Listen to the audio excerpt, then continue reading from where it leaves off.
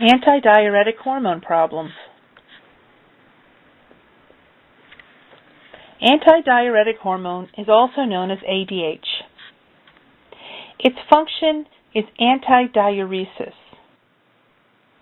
That means preventing water from exiting the body as urine and keeping water in. Back to our schematic. The hypothalamus influences the pituitary. In this case, we're looking at the posterior pituitary, which is responsible for secreting ADH and influencing water retention. If we have too much ADH, we have too much water retained in the body. If we don't have enough ADH, we have too much water lost from the body through urine. Okay, first let's look at the syndrome of inappropriate antidiuretic hormone. That's SIADH. Remember, this is the syndrome of inappropriate antidiuretic hormone. Too much ADH means too much antidiuresis. This means too much water retention.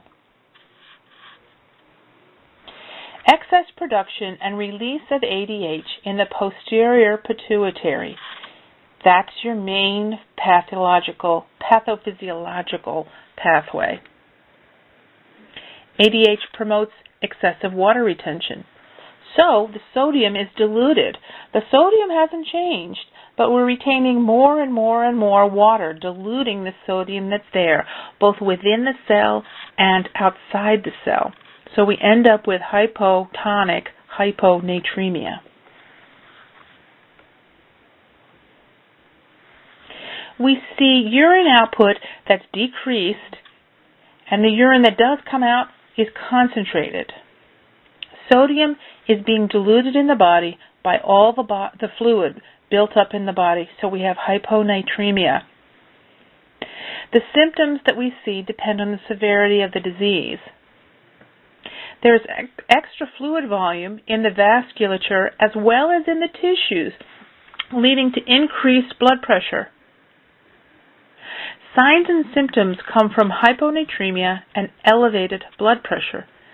They include anorexia, nausea, vomiting, headache, irritability, disorientation, weakness, psychosis, seizures, and coma. We treat the cause. We restrict water intake.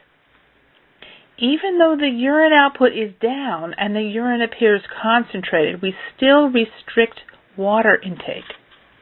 Remember, water is building up in the body and causing hyponatremia. Yes, the body still needs fluids, but not hypotonic ones, and that's what water is. So instead, we replace it with isotonic and hypertonic fluids. Diabetes insipidus. Okay, we're looking at this graph again.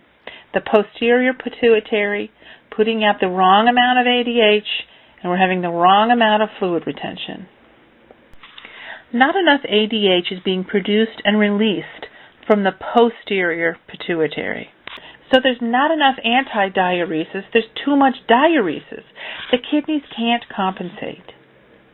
Too much water is passed out of the body, so we end up with dehydration.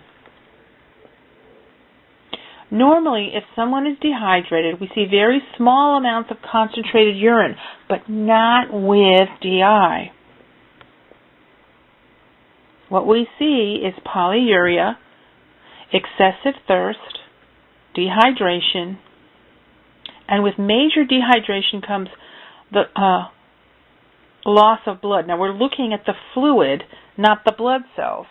So there's a drop in blood pressure, pulse increases to try and compensate. But if the DI is serious, it can't, and that leads to inadequate blood supply to the organs and the tissues. So we get shock from massive hypovolemia, and we can end up with death. We treat it by treating the cause and hydration.